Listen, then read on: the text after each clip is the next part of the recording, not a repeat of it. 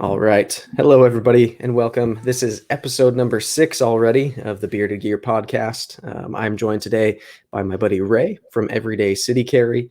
And many of you have probably seen his YouTube channel, probably already seen his podcast, which I've been on now 2 times. And Ray is just one of the kind of awesome gems within the knife community that's not only creating visual content but also podcasting, which I am a fan of, as evidenced by me now creating a podcast. So Ray, how you doing, buddy? Yo, I'm doing good, man, and I can tell you right now, you definitely do a better intro than me. Cheers to you and cheers to everyone watching. I might sound too formal. I don't know. I just go for it. See what happens.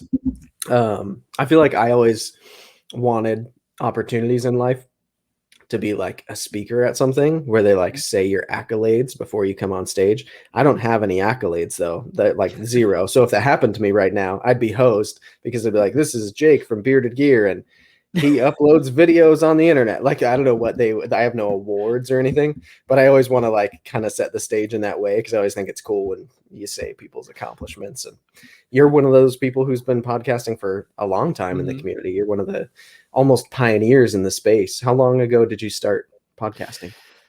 I have over 80 episodes in the bag, but I have put out 77 episodes already on YouTube right now and on audio format, iTunes, all that stuff.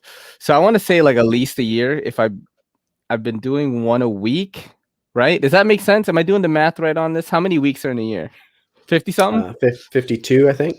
So over a year then, because I'm on episode 77. And so that's how long I've been doing one a week, maybe sometimes 2 a week, but that was very rare. I think I did that maybe once or twice. So I haven't missed a week, man. It's been my favorite thing since I started doing it. And it's made the channel much more accessible. It's made me have more fun with the channel. So I just feel very connected to it now. It's pretty much all I think about. That's awesome, dude. So one of the things unique about yours as well is I can think of a few that have been around for like a couple of years, like Knife Nuts and Mark of the Maker's been going for a couple of years. There's some out there, but most of those are like group podcasts where it's a few people on every episode and you've got several hosts. But I like that, like you and Bob the Knife Junkie DeMarco are kind of the only ones that I can think of off the top of my head. Now Renegade EDC just started his, but there's only a few that are kind of doing it solo style, like one-on-one, or even some episodes where it's just the host. And I think it's a very different type of content because like I've been doing for a good few months now, I've been one of the actual like contributors to the Sharp Talk podcast, which I love. Nice. Yeah, and you were just on the last episode we did of that one. So we've been doing a lot of podcasting together lately because I was just on yours. We just did that one, and now we're here together. But it's a different vibe when it's multiple people, and I love that kind of show. There's a reason why I'm a part of one, and there's a reason why I listen to a bunch of them. But it's a different conversation that happens when it's one-on-one dialogue. Yeah, 100%, man. And when I started doing the solo podcasts, it was because I listened to podcasts like Bill Burr's Monday Morning Podcast, big comedian.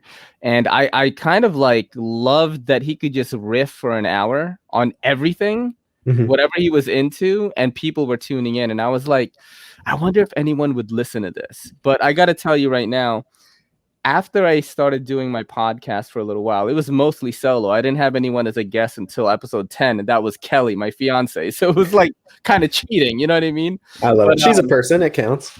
She's an amazing podcaster, man. Whenever I have her on, whenever she hops on a live, like the tips are just like, like, you know what I mean? Just super chats, like raining super chats. But yeah, like I wondered if anyone would kind of like familiarize themselves with me like through the podcast, like get to know me and stuff like that, and they did. And that's pretty much what made the channel like rise a little bit, because in the beginning it was very slow, dude. I've had the channel for almost 4 years. I think 4 years in April. That's when it's going to be 4 years. But it's been pretty slow, even though like my class of YouTubers is like JT's Knife Life, Zach Stuff, Big Red EDC, Blade Banner, a couple of these other guys that are getting close to the 10,000 mark, right?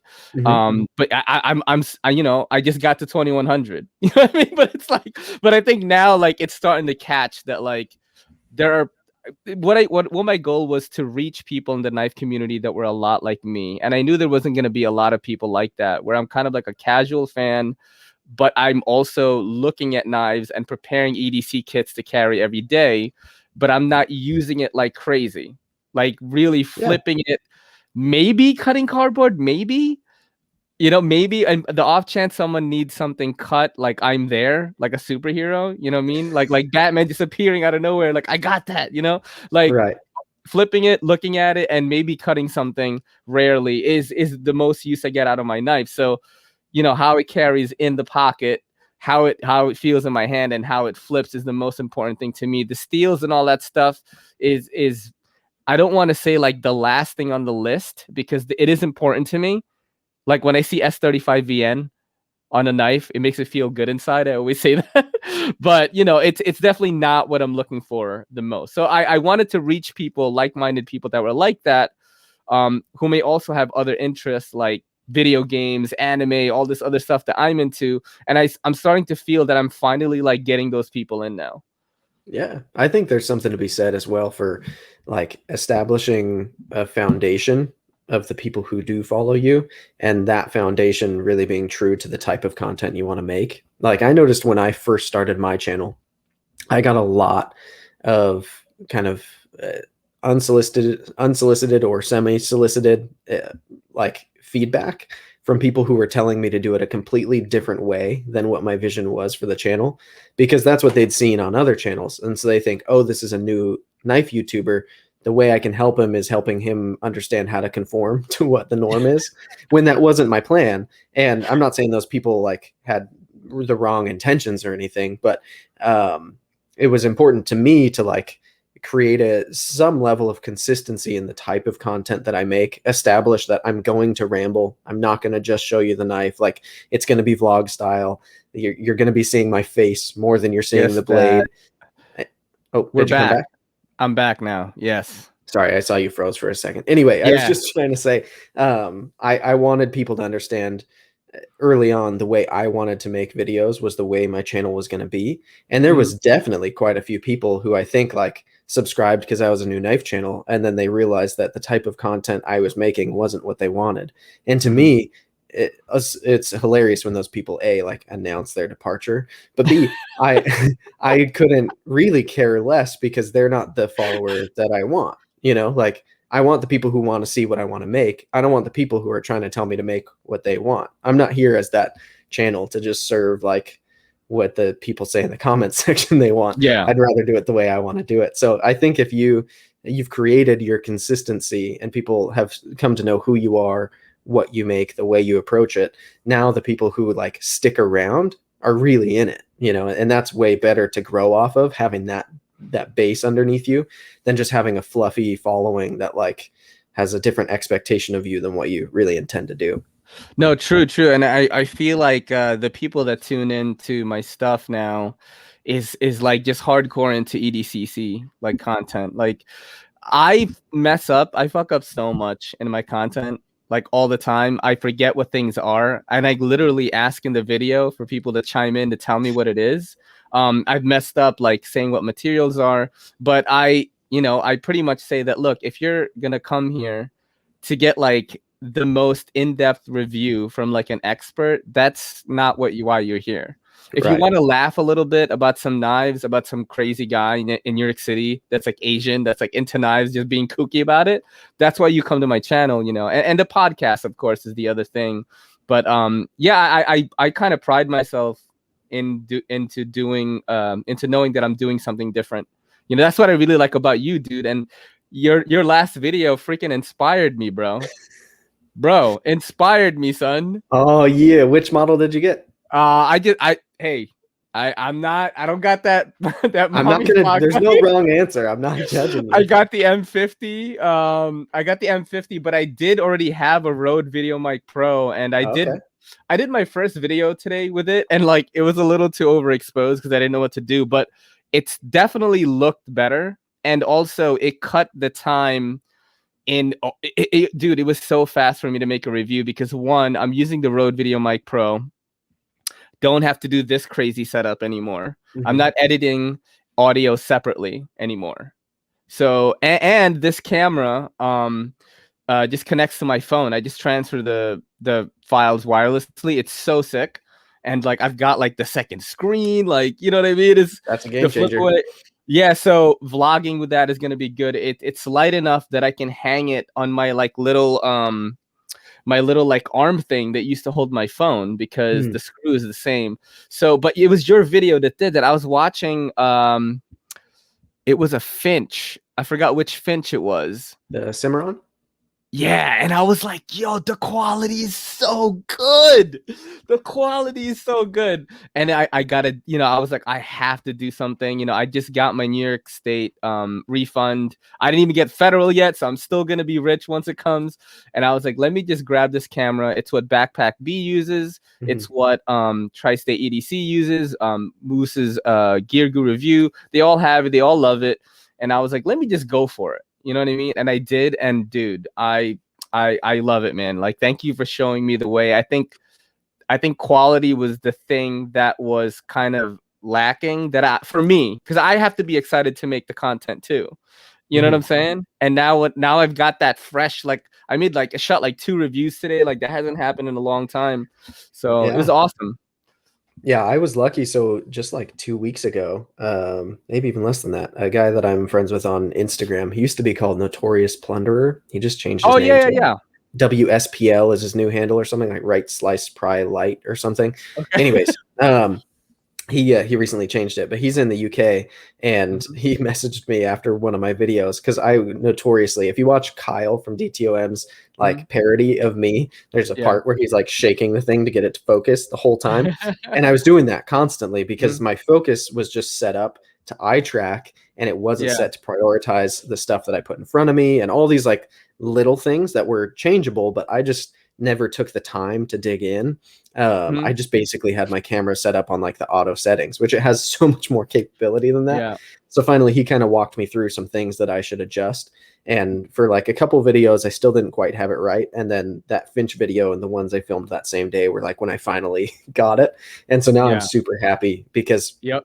I recently got the external mic. For a long time I was filming just on the camera microphone, which is Mhm. not good, especially outdoors. Like a slight breeze comes in, your audio's ruined. So now I'm on just like the Rode like mini shotgun or whatever.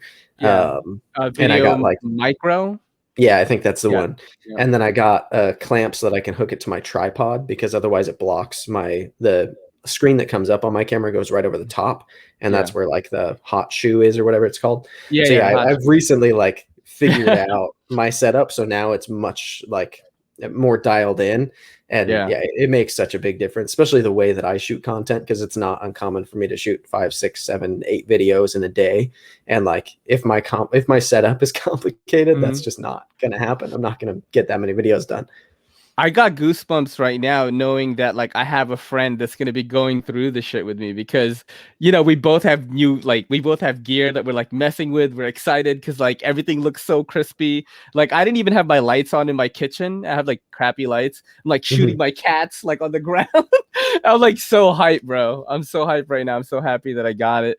What sucks is like I haven't told this story in the pod yet. I think I told it on my Patreon. So basically I went to Best Buy, and the reason why I go to Best Buy to buy cameras is the Geek Squad warranty, all right, which is $100, allows you to break the camera in front of them and exchange it for another camera of equal value that you spent. It's So crazy. in 2 years, if a new M50 comes out, like the Mark III or something, and it's Smash it's it. I could literally get the same thing, the new model, and what I would do is pay nothing, and I would just pay that warranty again. That's why I usually buy my electronics at Best Buy. And I did that, but stupid me, like when I got home, I tried everything. Like the lens wasn't there. The lens wasn't there. I only bought the body. Oh, you thought you bought a kit. I mean, I kind of knew. So this is how stupid I am. Okay, I have not bought an actual camera since like the old point and click days when you had like a Canon power shot or Yeah, something, yeah. where like when you press the button the lens comes through the body, right? Mhm. You know what I mean? So I was thinking like I could just shoot at least my Patreon because I bought it on Sunday, and you know, without a lens or anything. Like I'm just gonna shoot just Kelly and me, and like it is just this blank like beige wall. And I was so pissed. I had to go back out again. Right. I get to Best Buy and they're like, "Did you open it?" And I said yes. And let me tell you, that was $100 mistake right there. Yeah. So I had to pay a restocking fee. I got the right one that came with the good kind of like all around lens. Mhm. And I got to work, bro. I shot the BRS Evolve Overwatch review. I did a Winter Blade Cofactor Deluxe review, and I shot B-roll and stuff. I took pictures, and I was like, it's been a while since I had that feeling where I was excited, Yeah, super man. this excited. I'm always excited to create content, right? But now it's like there's this new like feeling, and I'm like, you know, I had to stop myself. My girl was like, "Yo, I want to watch anime. Stop fucking working and shit." That's what I was doing before you hopped on. So when you were like, "I'm gonna be a little bit delayed," you know, it was at a part where it was crucial, and I was like, "No, it's cool because we're watching a couple more Perfect. episodes." Yeah. That's awesome. Yep. So is the kit lens that's on it is it like a 18 to 55 or something? Do you know? Dude, I have no idea. It's a 1545 millimeter. 15 to 45? That's a good Yeah. one. It's a good all arounder. I'm gonna buy the Sigma, whatever the hell backpack B uses, man. Like I just listen to him. He's like techier than me. Yeah. So you know, he's told me like, yo, that's the one when you shoot your front facing stuff with that, like you got that crazy bokeh in effect in the background. I have Mhm. it a little bit now, but with that one, it's like, you know, it's the look you want on YouTube, kind of where you're Yeah. kind of a little bit blurry. Then you put the knife in the front. It looks sick, kind of like what the tech guys do. You know what I Yeah. mean? You know what's crazy? Do you remember when you were first on my podcast and I was this crazy dude saying podcasting is going to be the new thing? There are podcasts popping up everywhere now. Dude, Yeah. Neves and I hit me up and they were like, "Yo, how do you record on Zoom?" I was like, "Yo, you gonna start a podcast?" I was like, "Yeah, I'll be your guest. It's cool." I'm happy for that That's because awesome, dude. that means that we're all gonna grow together a podcast network. Every Right. other niche has it. Every other niche except the knife community. So, you know, people think like it's gonna take away from my subs or whatever. No, it isn't. There's 8 billion people in the world, bro. You know Yeah. what I'm saying? We're just gonna help each other grow massive. You know, maybe we Right. can make a little side cache with the YouTube channel. It's gonna be amazing. Yeah. Plus, I'm still at a point where I definitely want more to listen to selfishly. Like, part of Nice. me deciding to make one was Mhm. that I felt like there wasn't enough out there to listen to. I listen to like the several that exist and that I enjoy, but there's like uh, between all of them, maybe a couple episodes a week because some podcasts are monthly. Some of Mhm. them are like, maybe it'll happen this month, maybe it won't. Some, like some of them are consistent, but between it all, it's like there are times when, like, in a week, there's only a podcast from the knife community that I want to listen to. And so for me, it was like, well, if I throw my hat in that ring, then I, there's more for people like me who are maybe hungry for that content. And then B, selfishly, I also get to have a lot of really cool conversations and learn from other content creators and makers and collectors. And I want to have a variety of people on ultimately that I think will help me be a better reviewer because I'll learn from them constantly, all kinds of just unique information and be able to get inside people's heads. And it's a tremendous value. So yeah, I, like you said, I don't think there's a bad thing that comes from more people starting one. I'm not Yeah. worried that by the Neves starting a podcast that I'll get less listens. Like, I think the No, people who we're want gonna to hop listen are on going to listen. there. Yeah. We're gonna hop on there. That's what's gonna happen. We're all gonna podcast with each other. We're all gonna grow massive. New people are gonna pop up. It's exactly like what the comedians did. Peter McKinnon and these vlogger guys all have podcasts. That even Twitch people that Twitch most of the time, they all have podcasts now. So if history always repeats itself, and I knew that the knife community was gonna come to this junction, and I'm like so happy that I already placed roots over a year ago, and now I kind of like know how to do it. You know, I keep it fresh. I just talk about whatever. And also, I wanted to give you this tip, by the way. Did you know that you can podcast with your camera? Yeah. Backpack B told me how to do it, and I ordered the thing so that my battery won't run out. So I'm gonna use it. I'm not using it right now because I don't have that part. It kind of like plugs into the side, and then you plug into your tablet, and it's like called like Sparko Cam or something like that. And Mhm. yeah, I'm gonna do it. I'm gonna do it. Keep it upgrade everything is like pretty much my goal for this year. Yeah, I got a 4K webcam that I used once or Oh, twice yeah. for just like video chats and stuff, and Mhm. it was good, but it's really finicky. Like it'll cut out, and then I'll have to switch if I'm midstream. I can't like Mhm. put it, so I'll have to switch to my this one anyways. Plus, I feel Mhm. like in this format, I'm not doing anything that visual, Yeah, so yeah, yeah. so part of it's laziness. But another I'm thing I was gonna going to say too is yeah. I think a big part of why you're seeing a surge in the amount of podcasts right now, Mhm. specifically, and I bet it's happening in a lot of niches, although I'm very glad that it's happening in Mhm. ours. I think the last year has made people way more comfortable with this style of communication. Mhm. And so with the number of video chats that I've had in the last year not podcasting, it's like exponentially higher than the entire rest of my life put together because everyone's gotten used to communicating this way. So now the idea of like just hitting record and basically doing the same thing is way more comfortable than people who are like, "Oh, I don't know that I can have a video Yeah. conference call for hours and that people will want to watch it." But like now we've gotten much more accustomed to this format of communication, which I think it's good for for podcasting. I don't know that it's good for humanity in general that we've gotten more used to talking like this, but I mean, it's the way to communicate right now since we can't really like communicate out there right now at the moment. right. It's very difficult. So I do think there's a value in it. And you know what's crazy is like I feel like I got better at talking to people like in real life, because I've been podcasting and I notice a clear difference in the way that I talk to somebody who comes into my shop. Shout out to Ayla CBD. I just know how to talk. Like I know how I communicate and I just talk the same way, and like there's a better response. I feel like it just made me a better speaker overall to just be talking for at least 2 hours a week on a camera. Yeah. Well, I think at a certain point, like communication skills are communication skills. Yeah. And this is at least like the best medium in terms of being able to look at each other. It might be like the slightest delay, and it's not quite the same as being in the same room.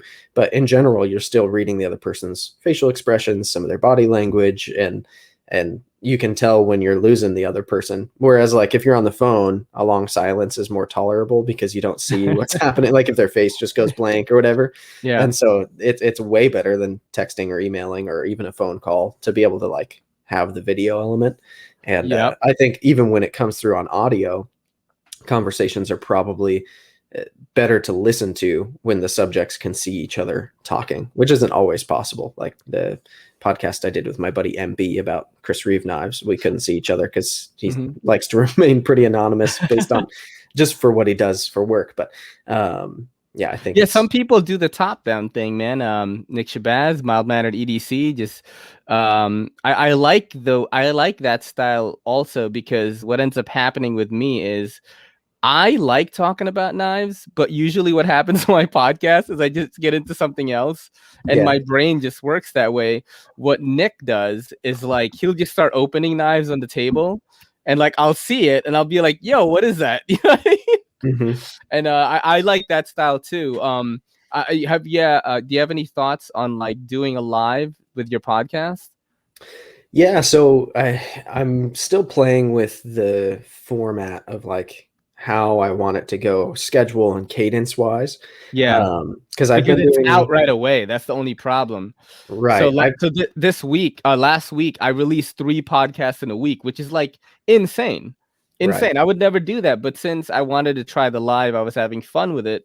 I did one with Big Red, right? And then I released the Carlos EDC podcast the next day. And then that night I did a live with Kyle J. Lanfear, which I got way too drunk, bro. I was smoking CBD. I was like getting lit, bro. His girl came on, and then Kelly came home. We all started drinking. It was wild, wild. Like, but yeah, like I really have been liking these lives. It's like weird.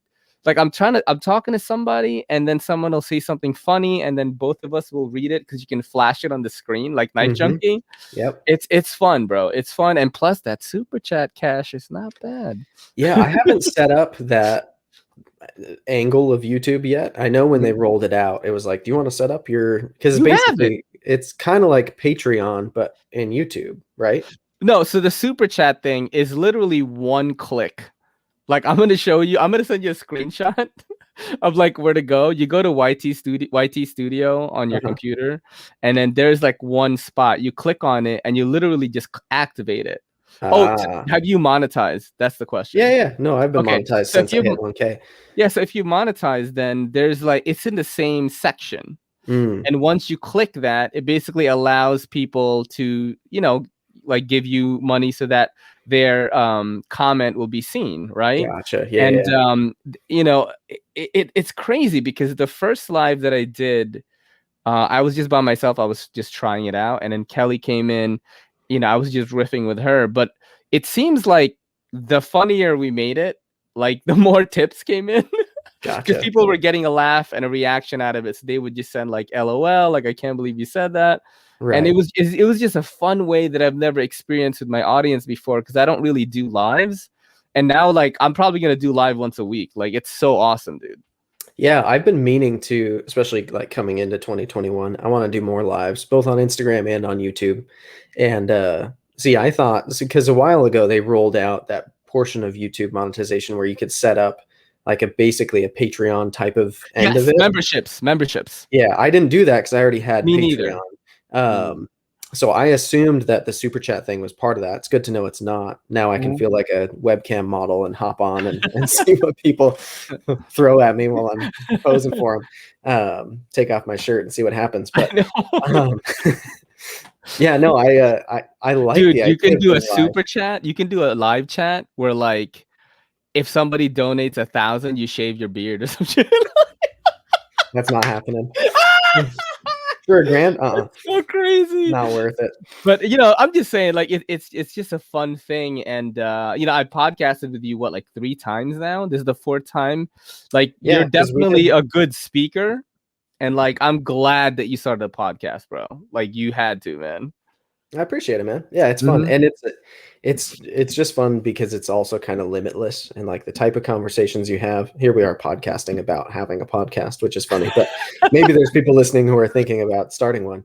But it's also like I don't know, it's totally different from creating a review, which is Hmm. I post tons of reviews, right? It's also very different even from doing a live because you don't have those comments coming in you're responding to. It's less like directly engaging with the viewer. And so it's this fun, like, I don't know. I just dig listening to podcasts and the Yeah. information I get out of them. I was talking to Wes on my last episode, The Pocket Perspective, and he was talking about how some channels are really informational. They're very specs driven. They're very like, here's the data about the knife. And they'll probably sprinkle in some of like, this is how much I like it or don't like it, right? But it's very focused on weights and dimensions and materials and but then he was talking about how some channels are very like entertainment sector. And Hmm. it's funny because I don't think of myself as necessarily being that way. I kind of think I fit somewhere in the middle. But like I think you and I are both probably more toward the entertainment side than like the heavy specs guy side. Hmm. And so it makes sense for guys like you and I to not just do heavy reviews, not just do Yeah. like because that's where the specs live, right? And so Mhm. I like the idea of having this format and lives and like my Instagram is artistic. It's not specs driven. Like Yeah. it's a more of a creative outlet, I think, for you and I. Whereas Mhm. other people, it's like very informational. It's a creative outlet and it's a way for me to share my experience with knives, like in the knife community. um that's the thing. It's like my user experience is very different, but then like I am just a knife guy like everyone else, you know what I mean? Every day I'm like, what am I going to carry today?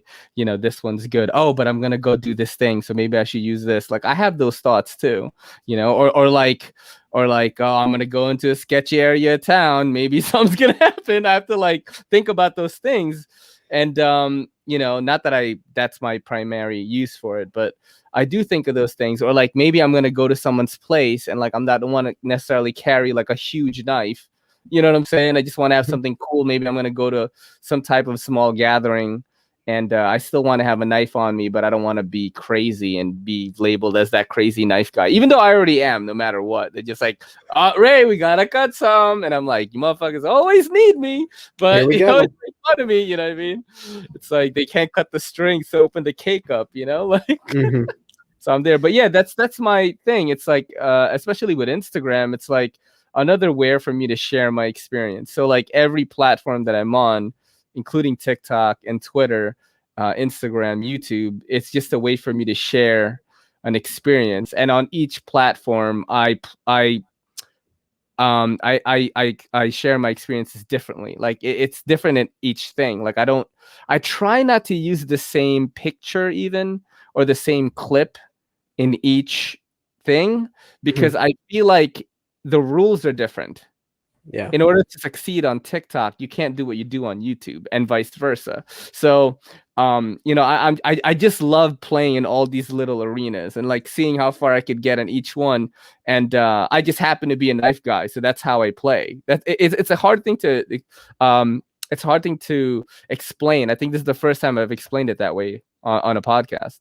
That makes sense. Yeah, it's funny. I think you and I have a lot of similarities in the way that we look at content. Obviously, Hmm. we create quite different content, but like the way we approach it, I really relate to your mentality behind it. It's Hmm. funny. I remember, I think on the first podcast that I was on of yours, you talked about, because I do a lot of kind of outdoorsy stuff with my Hmm. knives, and you talked about how you like Meat Eater and you watch a lot of Meat I Eater. And love Meat Eater. same. So now that it's his stuff is getting put on YouTube, all the Mhm. episodes, every time one Oh, drops, I'm rewatching it, even though I've already seen them all. Like, I really, really love the show. And it's funny because thinking about what type of show Meat Eater actually is, like surface level, Meat Eater is a hunting show, right? That's correct. what's going on. But it's almost more of like an exhibition of how good of a storyteller Steven Ranella is. and Mhm. it's very much not how to. Like when he's explaining how to do something, it's told in a story format, and it's very like it elicits more of an emotional response because he's talking about like I don't, it's a depth to the subject of like even if he's telling you how to process a wild animal, he's Mhm. also weaving in the stories of how ancient civilizations used to do it and why they would reverence this part of like there's more Yeah. woven into it than like you want to make a cut here, go to there, that's when you stop and then you reach in. Like it's so not formal. And I really like that type of information delivery. And I think Mhm. you and I are kind of the same in that way. We're like what we want to consume, whether it's anime or Meat Eater or whatever it is, it's not very like facts and specs, which is Meat good because not everybody who's watching YouTube videos wants it to be tabletop facts and specs. And so the fact that there are guys like you and I in this sphere trying to create the stuff we want to watch, I have to assume there's other people who also want something different. Yeah, I definitely think that, back to Meat Eater, Steven Ranella is like this eloquently speaking dude that's like hunting these animals and preparing these dishes that look absolutely delicious. So I'm like, Yep. it's a win-win for me. But back to the content, like one of the companies that I'm working with right now, BRS Evolve, is like, dude, I just love your approach to how you do this because I have contacts with all the big names and stuff, but I really like how you're doing like a fresh take on how to do this. Hmm. And it's not as cut and dry as the others, even though that's also good. You have like this freshness about it. And the way I explained it to them was like, look, man, the people that I'm reaching are much younger. I feel are much younger. I do have some old timers. Shout out to me with knives, Mark. I love you, buddy. But like most of the people I think are like from mid 20s to maybe mid 30s.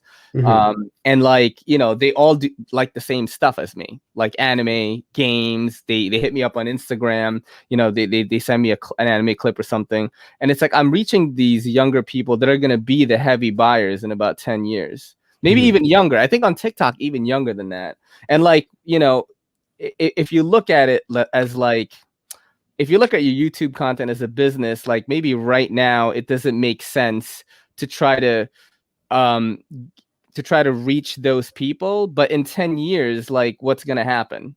You Hmm. know what I mean? They're all going to be trying to consume content, and they're used to watching guys like David Dobrik and Peter McKinnon and these guys that edit their vlogs a certain way.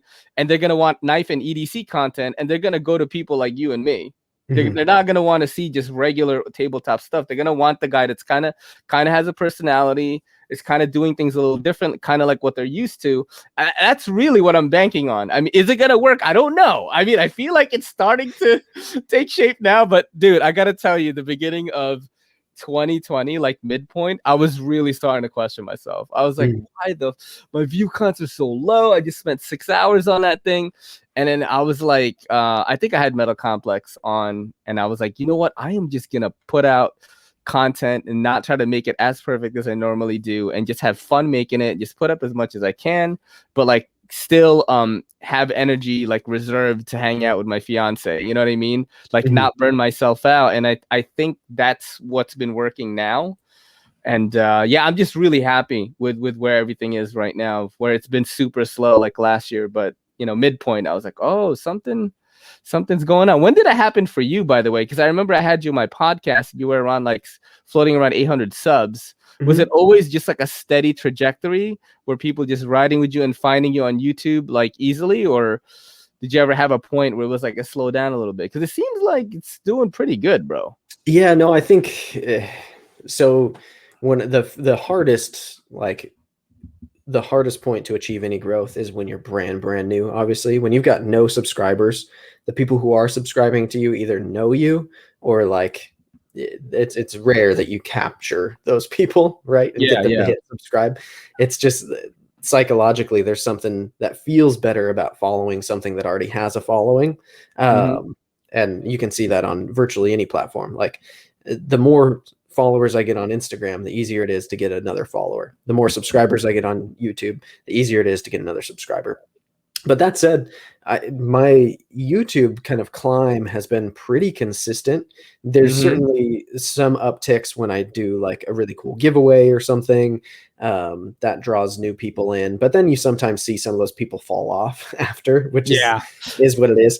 But yeah, so from the beginning, I think I was averaging, I'd have to look back and see what it was, because I was really tracking it at the beginning to kind of figure out what my cadence was. But I was getting like a couple hundred subs a month. I think when I was on yours, I'd been going for like 2.5, 3 months or something. Still pretty good for that amount of time. Yeah. And now it's like my typical like net average of increase per month on subscribers is anywhere from like high 300s to like low 500s. And it depends if I've got a giveaway or if I don't, or like if one of my videos happen to kind of spark something that month or not. But a lot of that I think is just because I post at least once a day on YouTube, usually 2 videos a day. And that's just I'm casting a really wide net still to this day by the volume of content that I put out. But I also try to keep it really natural for me. Like I'm not just buying knives because they're brand new and I want to be the first to get a video out on it. Like there's a lot of channels who that's the way they capture people, is they always have what's newest, and it's the place to kind of get the scoop of what's just come out. Or like I still only review the things that I'm interested in reviewing. And so I'm happy that it's been consistent and kind of steady growth, and it's been somewhat trackable. But the ups and downs are like not very dramatic for me, and I haven't really had any points yet where it's like plateaued for a while. It's been pretty consistently like I gained at least 10 subscribers today. Like it always happens. And so I don't know. I'm sure if I stopped putting out any videos, then I'd probably slow way down. I do think that is key, actually, is uploading a decent amount. I think there are guys like Advanced Knife Bro who can put out 1 video a month. Even from the very beginning, he wasn't uploading a lot, but it's just like every video is a masterpiece. If the production quality, right. If you're gonna do that, that's cool. You can get away with that. Backpack B is another dude that I wish was bigger, because he's just I think so. I think he'll catch at one point and people are gonna be like, holy shit. But the thing is like I do feel that since I started posting more, I really only take a break on Sunday. Is when I don't post a video because I'm hanging out with Kelly, and I kind of just take a break. Like that was the one thing I think I really needed. I needed one day where I kind of just toned it down and it didn't go crazy, because I am working a 6-day-a-week job on top of posting daily on YouTube, on Twitter, on Instagram, and on TikTok. That's what I'm doing daily. It's like a crazy amount of like mental power or whatever. Yeah. So by the time I get home, I'm not really, I'm not really like, well, I mean, I gotta go to sleep probably because I wake up at 6 to work out every day. So it's like, there's not a lot of time. But Sunday, I just make sure I tone it down. I just chill out, maybe answer some comments, watch a Yeah. movie with the lady and stuff like that. Dude, I feel it. When I was Yeah. back at work for like a month before Mhm. ultimately quitting that job, when I was back and full time and I was working Monday through Friday, plus some of that spilled into the weekend with emails and stuff, it was like it was a grind to be able to keep doing just one video a day and one post to Instagram a day. Whereas like now in a typical day, even today, I had to shoot content with my wife. We're relatively busy, but I got a video up, no problem. Not a big deal at all. I've got another two in the pipeline that if I didn't shoot for a couple of days, I could still be posting one a day. I like to be sitting on a couple in that way, but like it's easy for me to get a post on Instagram up. I've got a bunch of photos that I've taken over the last couple of weeks that even if I didn't shoot something new today, I could post. And for me, it's just kind of that like staying ahead. But when I was Yes. working, I couldn't. It was really, really hard for me to like, if I shot 3 videos, I wouldn't have another chance to shoot for 3 days. And then it's like, crap, I have to get a couple shots. So I'm good for the next couple of days. And then it's like, Mhm. your Saturday is crazy because you have to shoot 5 videos for that whole Yo. week, right? And it's like Yeah. if it's your nephew's birthday on Saturday, then like how am I going to get that filming in? So yeah, it's a serious time commitment to be able to do it. But for me, it's like I've created a system where I can make the time pretty consistently. It's not always at the same time every day that I do shooting. A lot of the time it's outdoors. A lot of the time now it's indoors. It's kind of a mix of the two, and it's just like when I can fit it in, I get a bunch done, and I'll shoot 5, 6 videos, and then I'll edit them all super late at night, and then I've got them all ready. And then it's like the next couple days are pie because I'm just posting. I can be engaged with the comments. I'm not worried about shooting something else. Like it's just like batching it has kind of been my Yeah. my savior in that way. I definitely I remember you talked about this on the Sharp Talk podcast, I think, and I really like familiarize myself with what you were saying. I was like, oh shit, that's exactly how I feel. Where it was like you get into this groove Hmm. and you're not really like draining yourself, but you're able to create all this content and you're still cool. You know what? Like we've done 45 minutes, 42 minutes, and we didn't talk about knives at all. So let's Not do yet. that for your audience. What were you like messing around with today? Good question. So Yeah. I carried 2 knives today. I'm a 2 knife guy. Mm-hmm. I had the Vero Axon, and Oh, that is a flex and a half. I Oh my freaking god, the sound so sick. yeah. Let's do a little ASMR there. Oof. Oh wow, that's Yeah, this knife amazing. is sweet. Loving How that. much did it cost you? Pre-order on those was it was I think a little over 200, like 220 or 240 or That's not something. bad, actually. It's just hard to No. get, huh? Yeah, That's what so it is. pre-order on these actually is like 5 months ago now that they were pre-order, but they lasted for a better part of an hour, I think. Some configurations were still up. Mhm. And he's had some drops that sell out in under a minute for a couple hundred knives, which is Yeah, crazy. I just this week also pre-ordered his new integral model, the yeah. isotope. How much? That one was like 490 for the setup that I got, but it's an integral M390 Yeah, with a end cut carbon fiber inlay. take the kid. No, get it Uh, ready. No. yeah, so that I think because it was his most expensive model yet, and a little bit of a different blade shape than he's kind of done in the past, that one is still it took less than 6 minutes for that one to sell out for I think he Yeah. did like 5 or 600 on that run. Uh, 200 is not too shabby, man, for a Vero, dude. yeah, so this is his What? most inexpensive model so far. Ah, Because it's a man. liner lock, although it's titanium internals, and it's a front flipper, which is a lot of fun, but it's also got the slots on both sides. So it's just Mhm. a really, really cool. I'm loving that knife. Damn. But yeah, they're a little hard to get at the moment. Some of them are moving around. I If was you're in the if you're in the go ahead. Facebook group, you'll see them sometimes. But I know people that are looking and having a bit of a hard time getting them, and still not everybody who's pre-ordered has gotten theirs. They've come to them in kind of waves. So Yeah. I think the last wave either just got to them or is close. But yeah, so I carried that and the little River's Edge cutlery, little native. Nice. I've Yeah, never tried a little native before. Have I? Did I? No, I haven't. I have not. you'd probably dig Nice. it. Yeah, I'm sure I would. It's the perfect specifications for what I look for. 3-inch knife, not too big because New York City, kind of crazy. I don't want to get tackled by the police.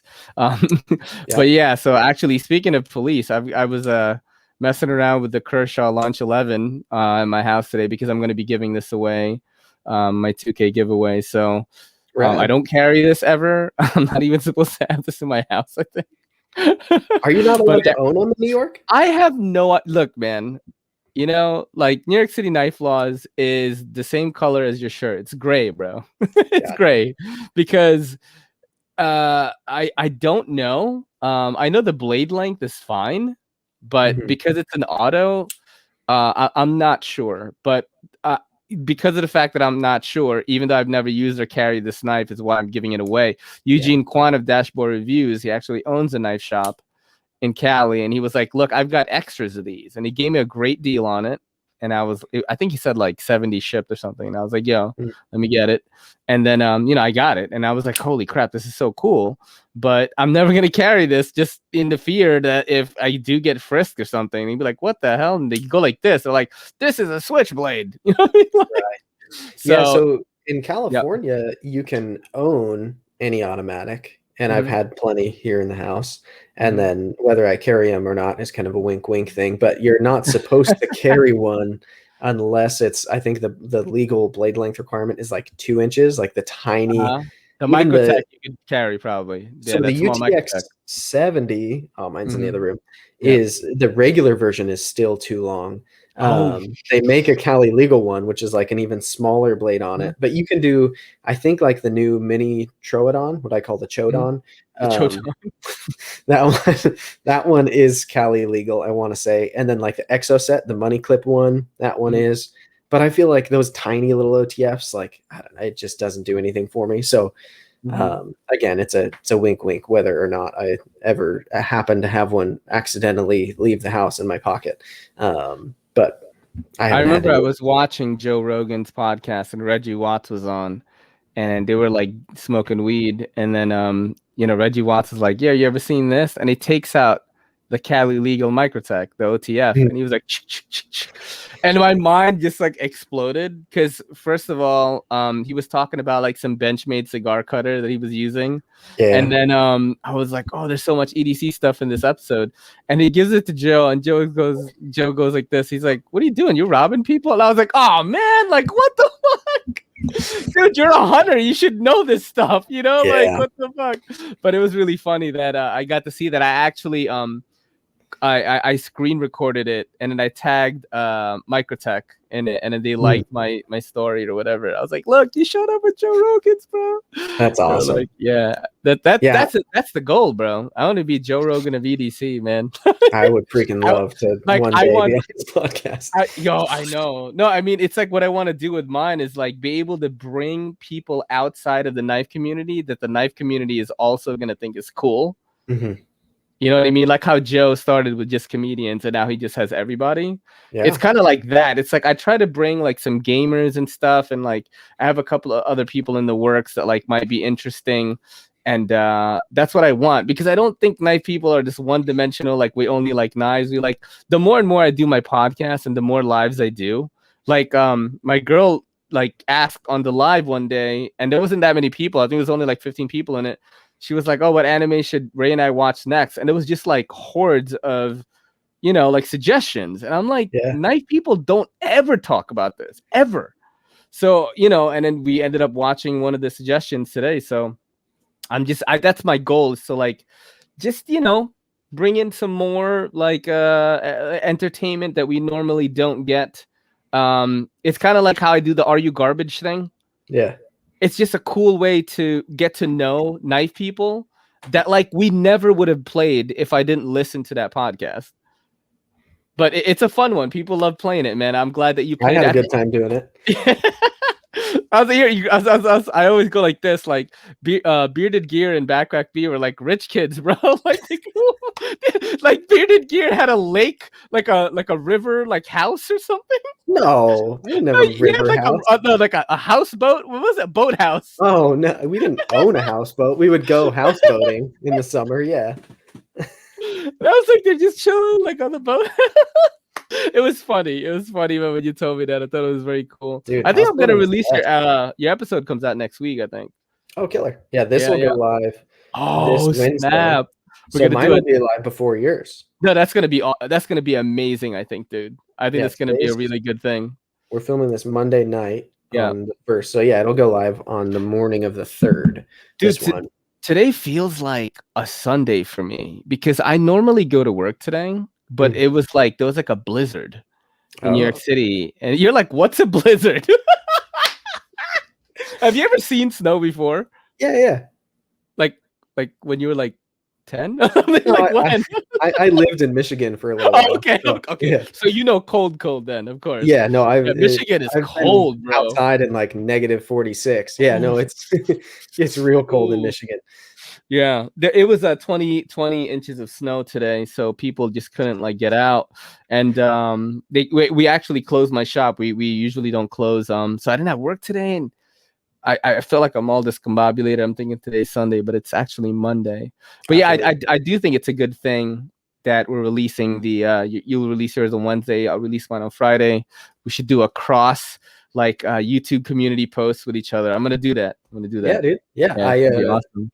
if you want to hear whether I'm garbage or not, you'll have to listen to Ray's on Friday. It was a fun segment. It was a good time. Yeah. It sucks that I can only play it one time with people. Yeah. On the Are You Garbage podcast, the follow up is the Patreon members submit questions to like dig further, and like, dude, so some of the questions are just awesome. Like I try to add on a little bit, but Yeah, man. it was great, yo. Well, so one of my favorite things that I've noticed since starting my podcast is, like you said, we went almost 45 minutes without talking about any knives. Still, It's great. we've It's great. maybe a net of like 5 minutes of knife talk between the two of us.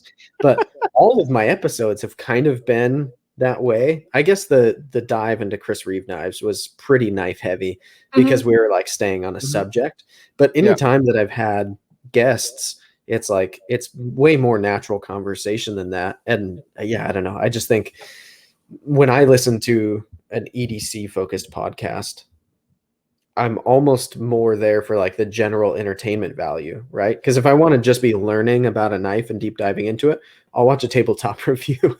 But I don't know. Obviously, there's plenty of interesting stuff to talk about within the industry and within trends, and all that kind of stuff is more like less specs heavy and makes sense in an audio format. But I just like how much I've found that it's really easy to talk for a long time and not just about knives, and that it's still natural. Like when you talk about anime and you find out, holy crap, a whole bunch of my listeners It was like are insane. actually into anime.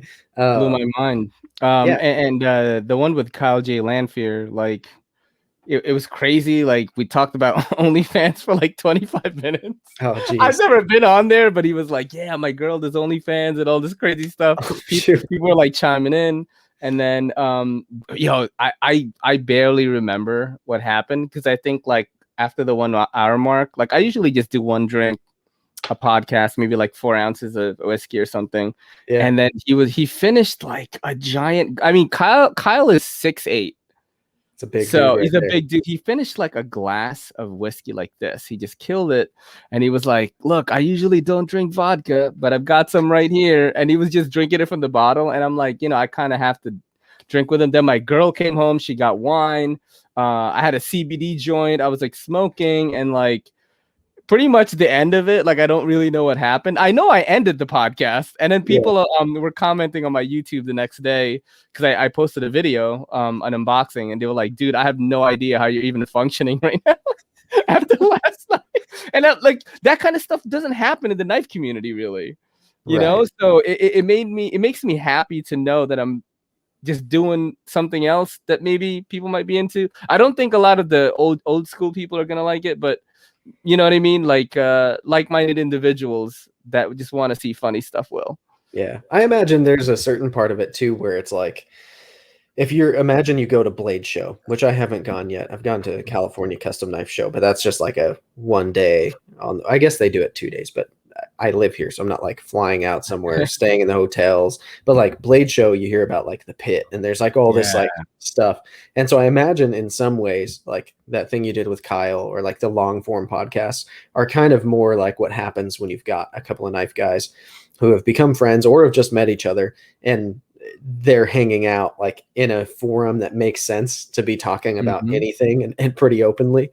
And you get more out of people than just knives. And then it also like you connect with people and click with them, and then you want to hear what they say about knives more because you like them as a person. Like Yeah. it's Yep. I like opportunities to learn about who people are outside of the hobby because then it's like their taste makes more sense to me and the critiques they give of certain things I know whether I inherently will agree with that more or less because I know where they're coming from and like there's value to getting to know the person on the other end of the screen. And I think yeah, this is kind of like that long form like we're hanging out. we Yeah. we aren't actually in the same room but it's literally a hangout, and so the conversation that ensues is naturally what happens when you hang out. Yeah, I like that, man. I just like hanging out with people. That's why I love doing the podcast. It's kind of like my favorite thing to do right now. I never like mind not doing it. I mean, mind doing it. So if I literally could just podcast for a living, I probably would. Just like do a podcast a day with like different people. I probably would do it, man. Be a lot of fun. Yeah. Yeah, so let's kind of finish ish on knives. Not saying we have to finish right Okay. now, but let's circle back around. Yeah. So obviously people who listen to your podcast are going to be very familiar with like your taste or if they've watched your channel a lot, Mhm. but I'll assume that some of the people who listen or watch mine aren't super familiar with like what types of knives you're into. Yeah. So when if you were to describe like your favorite components of knives or Hmm. like what gets you excited about knives, are there certain features, certain materials, is it action, is it like what are the things that get you most pumped about knives? I am strictly an aesthetics, action, and ergonomics guy, and I prefer knives that are 3 inches in blade length, not too huge, very easy to carry in pocket, not via the pocket clip, because I'm only using the pocket clip when I'm in my shop. You know what I Mhm. mean? Like the cops aren't gonna go in there. Like, what are you doing here? I'm like, my brother owns the place. You know what I mean? So I don't usually carry like on on my pocket with a clip like if I'm on the train. It's just Mhm. inviting trouble that you don't need. You never know. Cop might just be having a bad day or might need to fill their quota. They Oh, dude, search. in LA all the time, if I'm going through a certain spot, Mhm. where where I just think it could be like I might have to worry about someone being in that room, spotting Yep. a pocket clip and drawing attention to it. All Yep. totally all the time. Just unclip it from my pocket, slide it all the way down in, and then go about my business. Like probably not quite as much as you because you're literally like taking public transportation to work every day. That's the way New York works as a city. But uh, Mhm. if I'm going into the post office and it's Yep. busy, then like, yeah, I'll Oh, for unclip it. And sure. yeah, Post office, bro? Oh, dude, it's game over. But right. yeah, Or I the mean, bank or whatever. yep, the bank especially, or any like just weird building that like you don't really know anybody. I try not to. I mean, I just don't carry with the clip, which sucks because that's what you're supposed to do. Um, but it's nuts, and I know you love this knife. I'm not gonna start out with that one, all right? So, because I know that you love it already. But a good example of what I really like is maybe the Pena knives Trapper, the X series Pena X series Trapper. I absolutely love this thing. Ooh, which one is that? So this is the Apache, and I just had a buddy. I haven't shown this on the channel yet. I had a buddy anodize all the titanium components to a Mhm. really nice like gold bronze. And so it's the green micarta, and Sick. all the titanium looks like brass now. It's really rad. Dude, look how dry the micarta is now. Remember we talked about that on Sharp Talk? Yep. I haven't touched it since, so I know it's not my fault, which is awesome.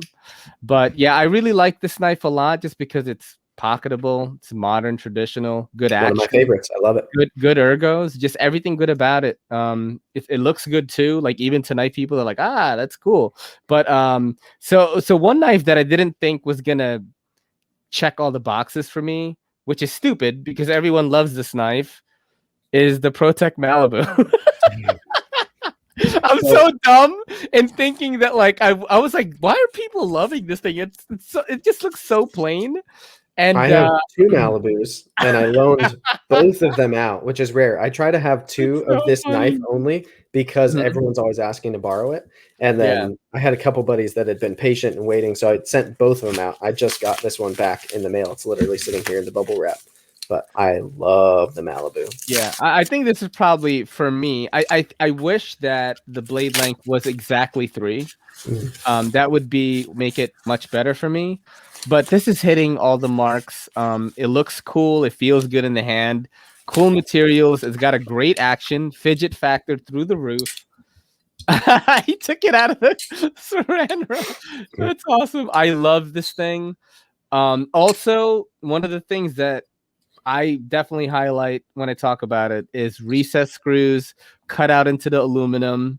Pocket clip is deep carry. I mean, you can't get more perfect than that. Like they literally hit everything. It's my favorite Like pocket clip on any knife right now, is the way it's that Protect's doing amazing. this clip. Yeah. So that is a really good example of what I look for in a knife. Good action, good ergonomics, decent clip if I have to use it. That's just an added bonus. I don't even ask for that. A fun fidget factor is goes very far in my book, you know. So this is the Monterey Bay Knives EZC 1.5 Relaconico. It's the smaller one, perfect for my hands and my uses. Good action, carbon fiber. Yeah, I just absolutely love this one. So another one that goes well with my tastes. Simple, doesn't look too tactical, you know, because I am in New York City. If I do get frisked and the cop opens this, he's not gonna think I'm trying to rob people. I'm just Right. gonna say I'm a collector, and he's gonna believe me. Have you The other, tried the EWC yet? that's the The double like detent. dual detent one? Yeah. Yes, I tried it last. I forgot when, but I was in love with it, man. I So reviewed I it. like the It's amazing. EZC better just because I prefer locking knives, but Yeah, this one's a lot of fun. I've got fun. three of them in as loaners right now. I've got my Carta and both carbon fiber Yeah. variants, and they're a lot of fun to play with. As non-locking knives go, it's about as good as it gets, in my opinion. So much fun. The other one probably that surprised me, which is loaned. All of these are loaned to me by Nick Shabazz. Every single one. This is the Concept Mini Accipiter. You got Timascus on the front and on the back, titanium scales, S35VN, front flipper, crowning on the spine of the blade, which is like a plus. Only $217. You get all those features, which is absolutely insane for a knife that's 217 with Timascus. Yeah, man. It's just crazy. I mean, the crowning thing, you don't see that on knives that are at that price point. I Which, love crown spines. yeah, it's like because you could just do whatever you want, really. Now, you know what I mean, without like getting those repercussions from holding down on this too much. It's like just really ergonomically sound. This was one that really surprised me that I thought was going to be okay. I've tried Concept knives before, and I've always thought that they're manufactured like pretty well. But this one really surprised me with the price and the materials. I mean, I don't really get Timascus across my table that much, Mhm. you So know? let me ask you a question, Yeah. just because I genuinely don't know.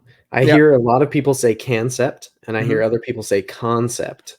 Do you know? Do you have you heard someone from concept say it, or Well, have you you just know, picked a I'm gonna side? just tell you right now, I have Kim Ning on speed dial. Like he's my uncle. No, I'm just kidding.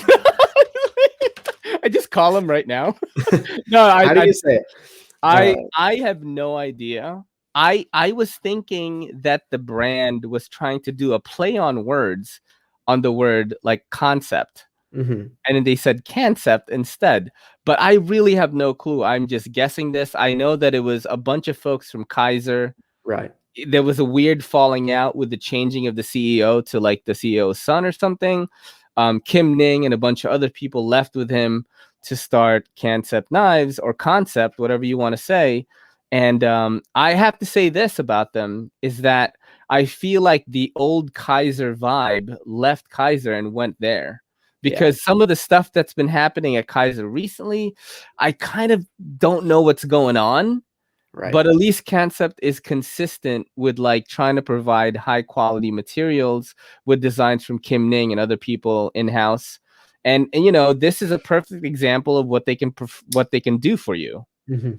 You know what I mean? $217, Timascus, titanium, S35VN, front flipper, good action, bearings, like the whole shebang. You know what I mean? For a low cost, which is, I think, like what they're trying to do. They're not trying to do the budget route thing, which a lot of Chinese OEMs are doing right now. They're doing something completely different. And I do like them. But again, out of all the knives that I've tried, this is the one that I was like, okay, they can do stuff if they want. Mhm. Yeah. Yeah, the only one that I've held yet is actually it's sitting in the other room, but it's Mm. Kevin Left EDC sent me his Warrior, but it's the lefty version. Um, Of course. so he did it I love for that he does that. That's yeah, so funny. just to like, hey, if I have to carry righty knives, you get to try a lefty one. So, He so sent me a custom bug out that was lefty only. oh Like man, with the custom scales, you couldn't reverse it. He was yeah, like, "This is what I go through." he wants to make everyone else suffer with him, which is hilarious and great, Yeah. and it's funny content. But Mhm. that knife feels really nice. It's a little hard for me to get a total proper feel for it because it's not set up for the way I'm used to knives being.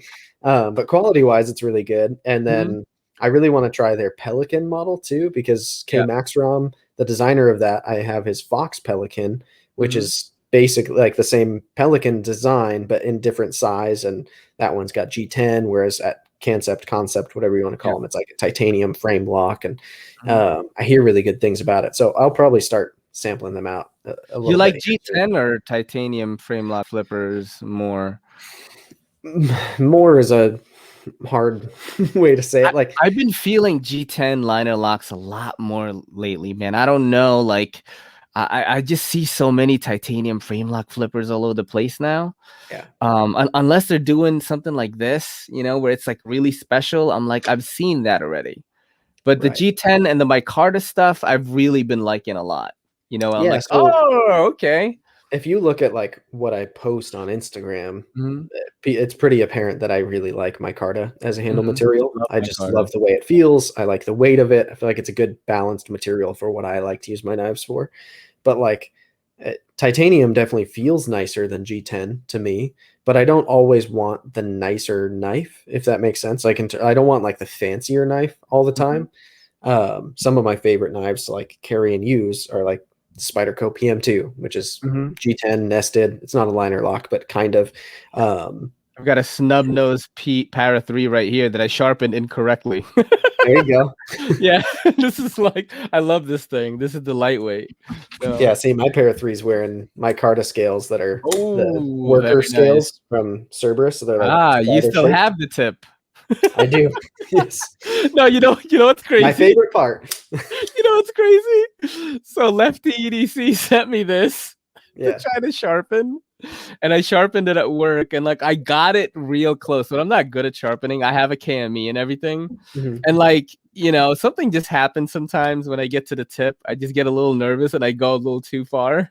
Yeah. And that's exactly what I did. So I mean, it cuts fine. It's got a tip. It's just snub nose, bro. Sure. It's modified. You made it your Yeah, own. it's modified. You're a knife modder Snub, now. snub nose Para 3. Oh man. Man. So it sounds to me like if I were to try and rephrase what you've said, to put you in a nutshell, Hmm. you want smaller blade lengths. And I think a lot of that, from what I gather, is because of where you live and the restrictions, not necessarily because you Correct. actually prefer them for cutting, but it's Correct. fair. And I like that you're open about that. Hmm. Um, you prefer action. Action is very important to you, and Yes. aesthetics. So like you need knives to fit in such a way that you don't feel worried about carrying them legality wise. You also want them to be comfortable so that even though they're legal, you also want to be able to conceal them even more, Yeah. which I think is also fair. Hmm. And then you want it to be fun to fidget with because a lot of what you do with your knives is fidget with them. And I applaud you for saying it because so many people, I think, maybe because there's that whole like use your stuff crowd, there's Yeah. people who like lie about it. Yeah. What's And like, funny is like I use my stuff every chance that I get. Like when there's an yeah, actual chance that I am needed or I need to cut something, I'm like, oh, let's go. You know what I mean? It just right. doesn't present itself that much to me. But yeah, you're also not like you're not a tradesman. Yeah. You work in a retail shop. So how I much sit in a stuff like CBD shop. That's it. I sit in a CBD shop and I edit YouTube videos. Let's like, you know what I mean? yeah. Yeah, back when I used to work in retail when I was like 18, I worked at PacSun and I was one of the few people who had graduated high school and was 18, and so I was able to pick up more shifts than a lot of our just retail floor people were like high school kids, right? And so I would do a lot of the like backroom stuff in addition to working on the front floor. And I'd come in early and I'd process shipments, and then I'd like have to prep all that cardboard for the big like outdoor dumpsters. And so like I always used my knife to break down a ton of cardboard at the time. And I used I don't know where it is. I Sounds had a fun. yeah, I had this Benchmade. It's called the Sentinel, and I would use it like for months at a time. That was the only knife that I'd ever carry, and I'd use it like crazy. And it was like partially serrated, and like it was a fun knife at the time. But um, not everybody has opportunities like that, where like that's part of their daily routine. And even for me, when I think about like I did some construction jobs, I worked demolition for a little bit. Like I wasn't using my knives that hard because like in demo you're using a sledgehammer, like Yeah. real like actual pry bars, not pocket pry bars, and like Yeah. you're using much more hardcore tools than that. And I would pull out my knife, I would use it for stuff, but like the way some people look at hard use, I think is just it's like such a small segment of the population that is really like taking their knives that far all the time to where they're pushing the limits of them on a daily basis. It's like no, the hardest use Yeah. stuff I do now is like when I'm out in the woods, I'm using my knife for fun, looking for stuff to cut with it because like it's fun for me to use it. I don't have to be using my folding knife to like cut overhanging branches on the trail. I do because like I want an excuse to do it. You know, like Yeah. I'm a hammer in search of a nail. I want to find something that I can cut. And yeah, I think that I appreciate it when people are like, I don't use my knives that hard, but I Yeah. still want them to be able to be used hard. I still Mhm. demand good materials out of them.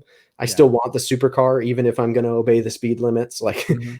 I think that's a fair way to approach it. But so many people are afraid to admit that because there is such a like, they'll get all those comments from people. You don't even use your stuff. It's like, so Yeah, what? I'm gonna be Like, like, I'm sorry. There's no, I don't rob people. I mean, there's not in New York City. What are you gonna do? Like, I'm gonna go like whittle sticks in the woods? Like, right.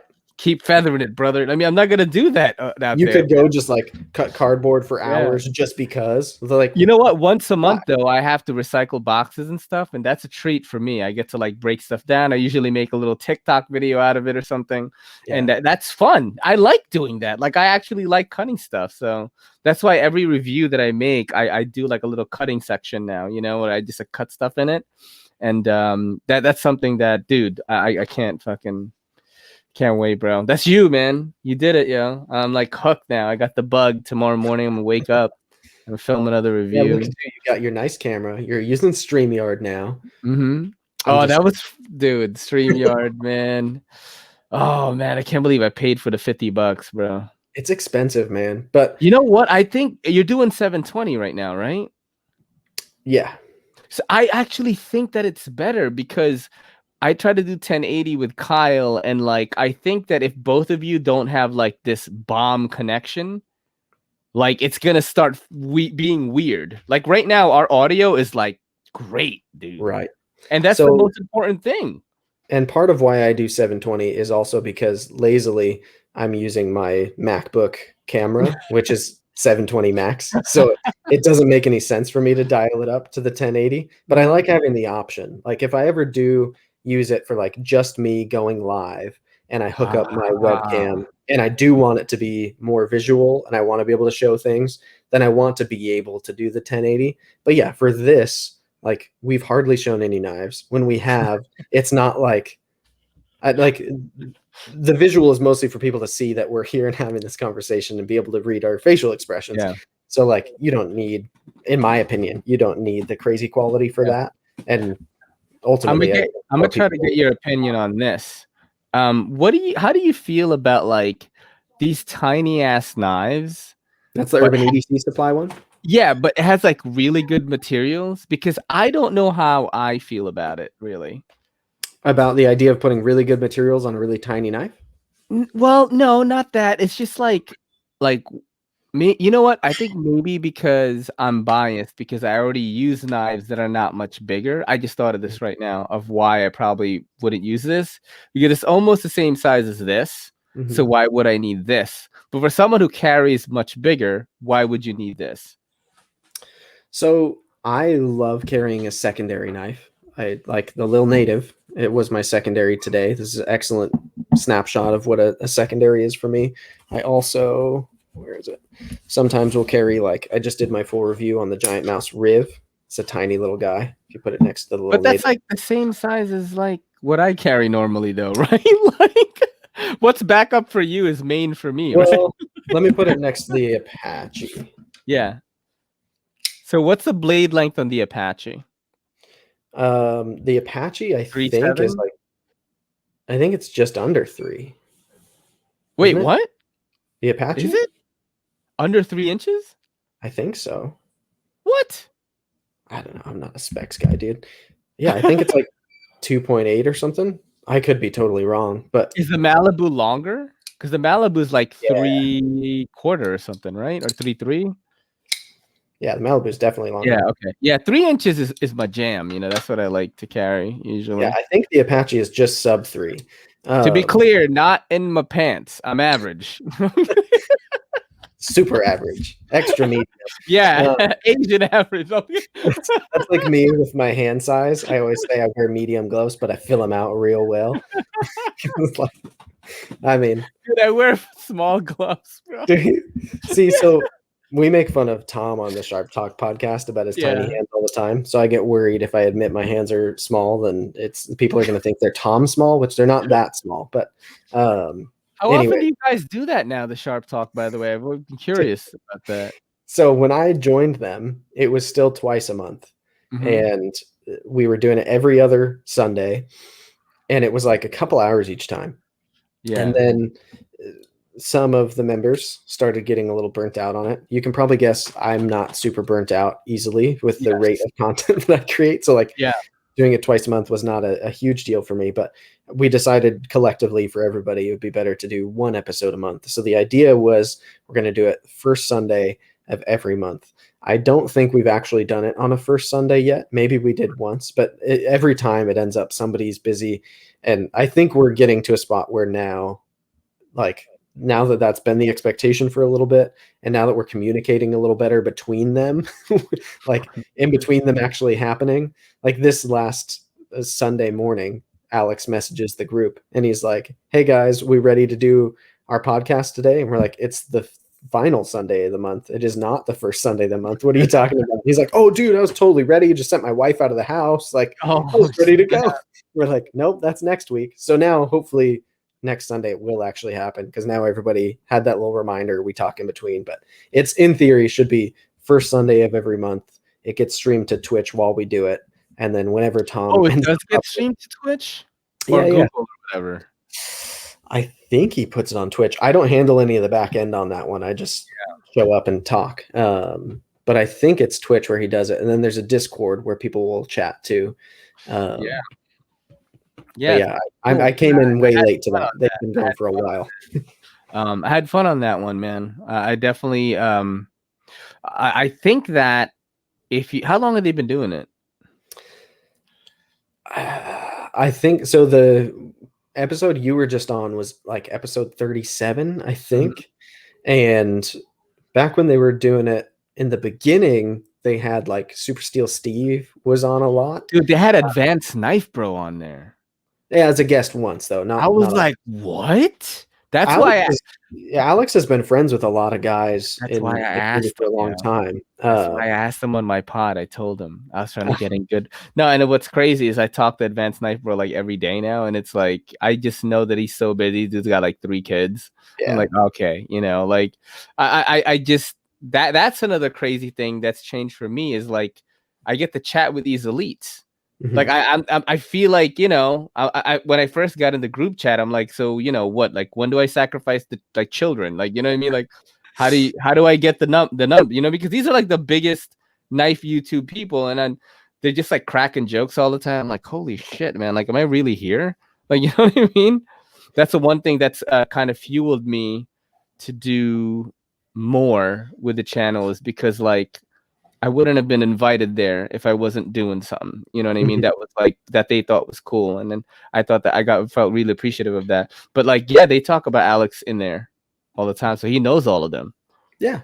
Yeah, I Yeah. mean, I found that like any of the guys who are knife YouTubers that I've had, even just small passing conversations with, have all been really normal, down to earth people. I think Mhm. there is a certain thing with that comes with like amassing somewhat of a large following, where the time it takes to respond to everybody is really kind of the hurdle for like getting responses from a lot of people who are really big. But like even me right now with my 4,500 YouTube subscribers and my 6,000 Instagram followers, that's tiny. Like I'm not, I'm not a big Dude, deal you're by gonna any be means. massive.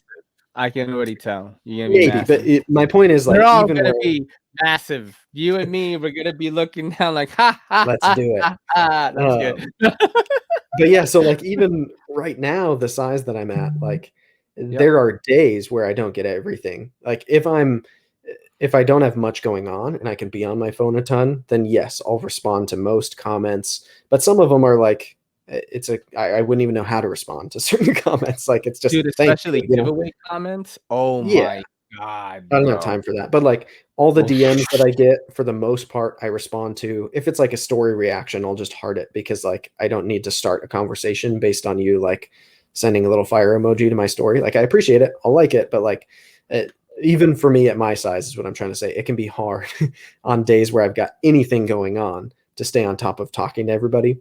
mhm. And a lot of people will reach out to you and like, hey, I'm thinking about this knife, and this knife. Which one would you recommend? And it's like, Oh, well, dude. I've only reviewed one of those, so Mhm. like, I don't know. Or if I have reviewed all of them, like, I need to know more about you to be able to answer that question, to know like Yeah. what your preferences are. And it's like, have you watched my videos of them Mhm. before you ask this? Because I feel like that might answer it for you. And like sometimes people want a long form conversation, but anytime I've talked to like one of the YouTube elites, if you want to call them that, I, I feel like YouTube elite for me, for anyone who's a knife reviewer, just sounds, no shade to these people. They're Yeah. doing a way No, better job. I always say knife YouTube elites. Right. For knife YouTube, they're Yeah, elite, knife but YouTube. for Yeah, yeah, YouTube, yeah. they're It's peasants. You know, like there's oh no yeah. one, there's no one in knife YouTube who's like No. actually a big YouTube deal. However, Snoop Dogg start EDCing, bro. You know they're gonna start watching you and me. You know what I'm saying? Like I'd love that's to what see it happen. I always say that it really only takes one big celebrity that's like completely mainstream to just start like carrying folding knives, for like the masses to start like craving knife, folding knife content. Mhm. And the person who ran the second biggest Pokemon blog in the world never thought that time would come. Then Right. Pokemon Go came out, and they Boom. probably just so So let me ask yeah, you this. yeah, If you were to pick any celebrity that you yeah, could wave a magic wand and mhm, now they don't only carry a knife, but yeah. they're into EDC. They carry a knife and a flashlight every day and a pry bar, and they post about it on Instagram. Who would you have be that? If you could pick any celebrity, whether it's your favorite or you think it would Mhm. be best for the movement, like who do you pick and why? I'm gonna think about that right now, because my two favorite actors are Johnny Depp and David Tennant. David Tennant being the 10th Doctor in the Doctor Who show on Mhm. in UK, and yeah, Johnny Depp, but both of them wouldn't do anything for the movement per se. So it would have to be like a big rapper, or like basketball player that's crossed, or like some kind of UFC like champion or something. Um, bro, it's so hard to choose. Maybe like, I don't know, like Post Malone starts EDCing or something. You know what I Dude, mean? You know, he Post just Malone does though. no, but I mean like post it consistently. Like, yo, this is Yeah, my carry for today. Like there's a difference between like for example, like that guy Reggie Watts is like, yo, this is the microtech so and so. Right. But like if Post Malone was like, "Yo, this is my carry today. This, I'm carrying the Monterey Bay Knife EZC 1.5. This is my Hank. I'm carrying the Olight, whatever, Yeah. and then this is the sheet that I'm putting it in my pocket." That's different. That's like being actually into the hobby. Like there's people that like knives who've carried a knife all their lives, and then there's like you and me. It's like a completely different thing. But someone of that stature in the pop culture stratosphere I don't know if it would uplift it, but it would definitely bring eyeballs to it.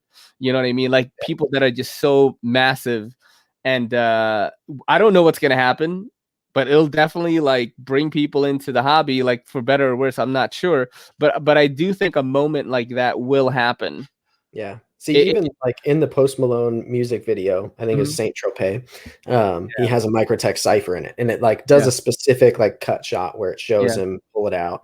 And I Oh, remember thinking like, oh, that's dope. He's showing yeah. it. But he also like recently I saw he was at a knife forge, helping to forge a knife for a charitable cause. Oh, He also shit. does like crazy firearms training. I Mhm. think that he would be a great pick. But Yeah, he's so big that he's not like posting, like I can't see him correct. posting pocket dump, you Yeah, know.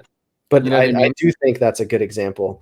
I think Yeah. if I were to pick one Okay. that I think could actually be good and would like make sense for this person to do it, and his following, it wouldn't be a stretch for them to like it.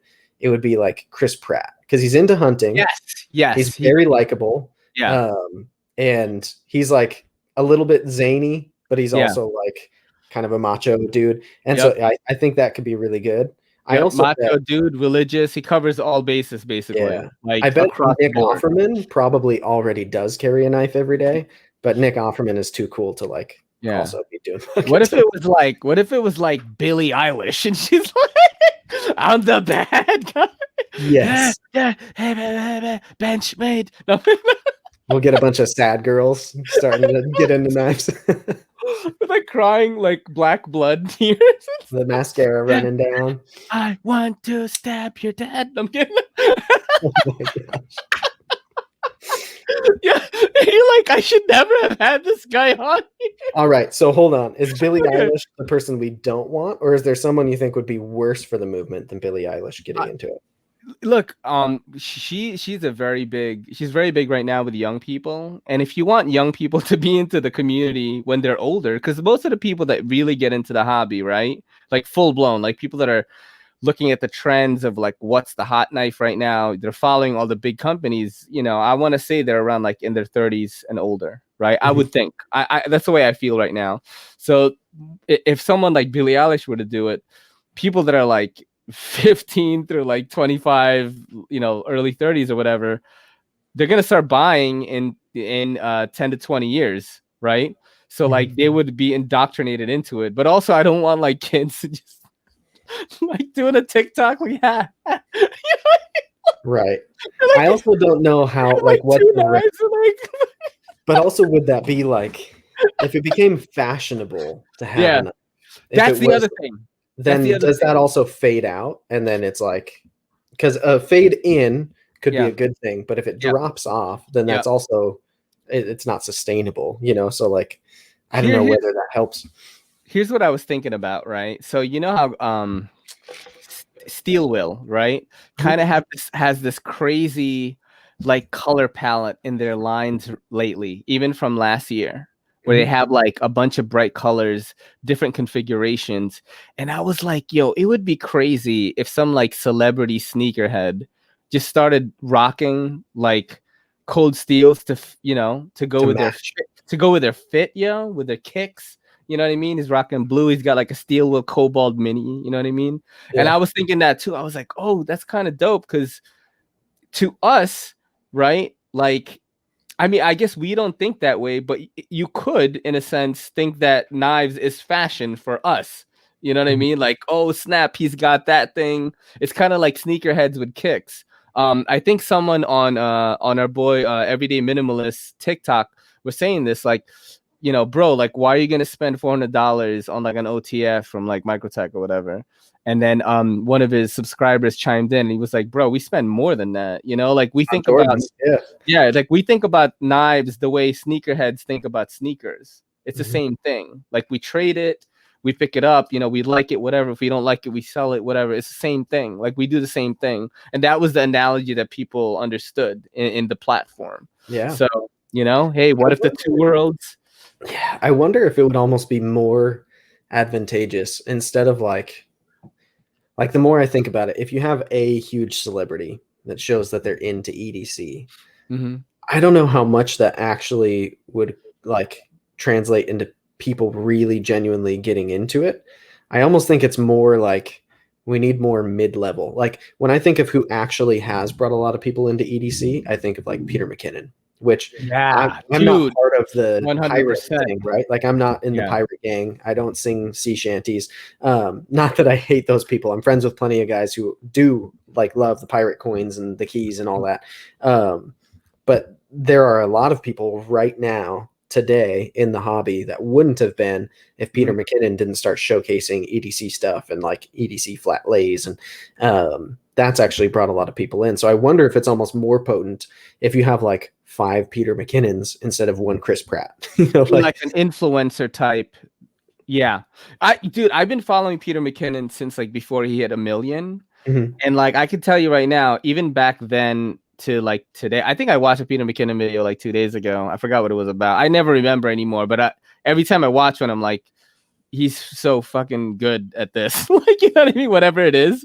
And like I definitely try to incorporate that, which is what he said in the last video. He was like this. He was like, I never want to be known as a channel that does one thing. Maybe I can be known as being good at one thing, but I never want to create like just what, you know, the same content every time. And mhm, I was like, oh, I should just put out whatever I want. You know what I mean? Which is really getting like on my Patreon, I did like a whole bunch of vlog stuff, which I don't do on my channel that much mhm. because I just don't think people would be into it. But then on my Patreon, like it got mad comments. Like Right. you were like, yo, this is so dope. Like you got a new camera that's sick, man. Like, yo, your cat when he was chewing on that thing was crazy. You know what I mean? So I'm like, maybe I should do that more. And that's all from Peter McKinnon. But yeah, I agree with you on that. I do think that somebody in the influencer space that's like really into it, maybe a creative person Mhm. might be better. Yeah, I'd agree with you on that. Yeah. Might bring a better crowd too. I think that's interesting too, what you said about creating a variety of content, Yeah. because like I don't know. In my head, I think I have a similar like fear response immediately when it's like posting a video that's totally not what I normally do. Yeah. But then when I analyze that, it's like it makes no sense because it rationally, what's the worst that's going to happen if I post a video tomorrow where I'm not reviewing anything and I'm just, I don't know, like the only other thing I'm really into is like hiking, and I have shared videos of hiking. But Yeah. imagine I'm having a Nerf fight with my cousin, and That's awesome. I want to do a video about that. Not saying that's going to happen, but like, what's the worst outcome? The My fear is, oh, you're going to lose subscribers because they're going to be mad that you made that video. First of all, I try not to be driven by the fear of losing subscribers. I want to make Mm-hmm. the content I want to make. So I Yep. immediately push that aside. And then it's like, oh, the worst thing that's going to happen is people aren't going to watch it, or they're going to start to watch it and they're going to post some hilarious comment about how they don't like it. And I'm going to post it on Instagram and it's going to get great reactions. And like, so the reality is like, there's no real risk to that. At least for me personally, I can see if you are driven by that, like your subscribers are precious to you, you need to keep making what they want, and you're like, pardon my French, but a slave to what your subscribers want, Mm-hmm. then there's the fear of like, oh, I'm going to lose those people if I'm making the thing that isn't what they want. But to me, it's like if a maker or a creator that I follow posts something out of the norm for them, my Mm-hmm. options are either, oh, that's interesting, they're doing a video about this, let me watch it, or I have no interest in that, let me just skip it and not watch that one. So like Mm-hmm. maybe the view count is low, but it also maybe brings in a whole other pool of people because it's a totally different searchable subject. And it makes sense. Like a guy like Peter McKinnon, who has a massive following, which I probably should follow the guy. I never have. I know a He's ton of good at people what he talk does, about him. dude. Good at what he I does, man. Nothing You know? against him. I Yeah. just his whole like aesthetic and stuff Mhm. has never been really my style, so I haven't been drawn to it. But Mhm. from like an educational perspective, I should probably see some of what the guy is saying. But yeah, it's like that's an amazing thing for him if he's tapping into multiple like different arenas of totally Mhm. different viewers and they latch onto him. They like that he's making the content. They Mhm. subscribe, and then they're not mad when he's making content about other things because that's his thing. He makes a He's video got a about what podcast too. You see? It's like the podcast thing. Like I saw Peter McKinnon start one with his boy Maddie, and I was like, man, I know this is everyone's gonna have a podcast, bro. Like in every space, there's gonna be everything. Pokemon podcast, like everything, dude. That's just Yeah. how it's gonna be, you know? I think in general too, that's one of those things where like starting a podcast, starting a channel, starting your Instagram, like all of these things that sometimes people will be like, "Oh, but I don't know how to start." I think like the biggest thing genuinely is just starting because as soon as you get a couple under your belt, whether it's videos or posts or podcasts, your biggest regret is always that you didn't start it sooner and you don't have way more done. Because if I had started this 6 months ago, then Mhm. I'd be on episode 40 something at least by now. Like that would be way different than me being on what is this, 6? Like Yep. that's it would be great to be that much further ahead. So I think yeah, it's kind of one of those things where you just gotta kind of start doing it. Mm-hmm. It's awesome, man. Yeah. You just got to put in those reps, just like with everything else. You got to just keep doing it. And I hope you keep on doing it, man. You're really good. I'd definitely be on here again, like whenever you want. For sure. We'll do it, man. Yeah, you're one of those people in the community that I consider a friend. We Yeah. talk Yeah. beyond just being on each other's channels for things. And so yeah, I friends of mine, it's very likely that people will see them multiple times. There's a lot of people on my list to get on as well. That's part of why I sampled with going 2 podcasts a week last week. And I did notice the second one I posted got way less listens. So I may try that one more time, see if that Mhm. was a fluke or just kind of feel it out. But I'm going to at least do weekly. And Mhm. then, yeah, we'll see what happens. But we will podcast again, Ray. You and I Yeah, are of course, man. Of course, dude. It's destiny. awesome. It's awesome being here. I appreciate it, man. Well, I know you have a lot of anime to watch, and Yeah. My girl is like, "What you mean you're doing it at 9:45?" I was like, it'll be an hour. Don't worry about it." that's one of the struggles too about being on opposite coasts. Because, Yeah, like, yeah, yeah. for me, doing it any earlier was like kind of impossible, especially Mhm. today with how much I had going on. But Yeah. like, if I'm talking to you on the East Coast, it's genuinely getting late for you right now. So Yeah, yeah. I don't know if I have work tomorrow, actually. I'm not sure. I don't know if we're snowed in still. So, I mean, we'll see. time will tell. Well, either Yeah. way, I hope whatever is better for you happens. Yeah. Awesome, man. Well, Ray, thank you so much for coming on. And for everybody who's listening, you can find Ray on YouTube as Everyday City Carry. On Instagram, he's also Everyday City Carry. Is there any weird like underscores? Uh, no, it's Everyday City Carry all around, except for Twitter. It is at EDC Carry, and TikTok is Everyday City Carry also. Perfect. And Ray is one of the few who's really pioneering TikTok. I posted a TikTok yesterday. I saw you chopped the bloody fruit thing. Yeah, I had taken that video weeks ago, Yeah, and yeah, I every saw that. every time that I put a knife video on TikTok, I've given up trying because like Yeah. a few times I have, they get pulled right down. So I was like, I've already got this video shot. I'll see what happens. I think it's still up. I don't know. It's up. It's up. Yeah, yeah. I just don't flip the knife open. Like you have to flip it open so that you don't see the tip. It's like really weird. Yeah, I'm And not. it's a little more work, but I have gotten subscribers to the YouTube from the TikTok. And they'll like say stuff that I say in my TikTok that I don't say on my YouTube. Like, check out the aluminum scales, my guy. That's Bro, awesome. it's so funny. And then they'll say it like in the comment section of my YouTube, and I'll just like, I know where they're from. You know what I mean? Amazing. Yeah, I can't. If I happen to create something that TikTok will Yeah. allow to be up, I'll put it there. But I can't do that. I'll let you have that one, Ray. All Um, right. Anyway, thank you everybody so much for listening or watching, whichever you did. And we'll see you on the next one. Ray will be back at some point, I'm sure. So it's been Good a fun night, one. yo.